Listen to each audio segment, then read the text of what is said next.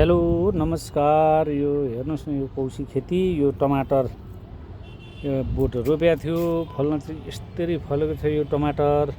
अनि यो पात यस्तो यस्तो भएर आयो। यो पात के हो कि यो रोग लाग्यो हो कि यो फेदा पनि हेर्न यस्तो भयो। यो फेदा यस्तो सुकेर जस्तो आयो। हेर्नु त फल्न चाहिँ बेजोडले फलेको छ।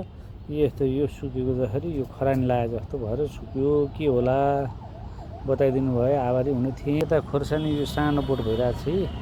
यो हेर्नु त, यो तोरीको सागी, ल हेर्नुहोस्, यो साग भयो। यो अचेलभरि पनि आलु छ, लु हेर्नु त यहाँ आलु, खोर्सानी यहाँ फलिसक्यो। खोर्सानी लटरम्मै फुल खेलेको छ, फलिसकेको छ खोर्सानी। ल हेर्नुहोस् खोर्सानी खोर्सानी ल हेर्नु त, यहाँ बोडी भयो, भ्यान्टा भयो, भ्यान्टा पनि छ। यहाँ टमाटर पाकिरहेछ, टमाटर ल हेर्नुहोस्, यहाँ टमाटर पनि पाकिरहेछ, यो भित्र पनि पाकिरहेछ। यता सानो टमाटर छ, यो चाहिँ यो सानो टमाटर। लु हेर्नु त, यो कौशी खेती यसरी गरेको। यहाँ पुदिना छ। अनि यहाँ चाहिँ सानो एउटा बिरुवा छ, यो तपाईँहरू नै चिन्नुहोस् यो के को बिरुवा भनेर। लेबर घाँसी, मेरो सानोमा छोरो उमेशको घरबाट सानो बिरुवा ल्याएको थियो। यो यस्तो झ्याम्टेको छ, यति राम्रो हुँदो रहेछ कि। अनि लु हेर्नु, यो पुदिना।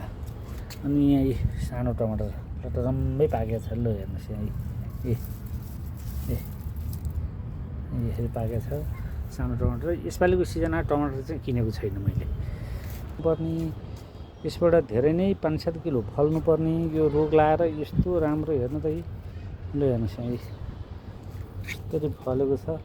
फल्न चाहिँ अचेलभरिको हेर्नुहोस् त्यो साग, ल रायोको साग कस्तो राम्रो हुँदो रहेछ भने।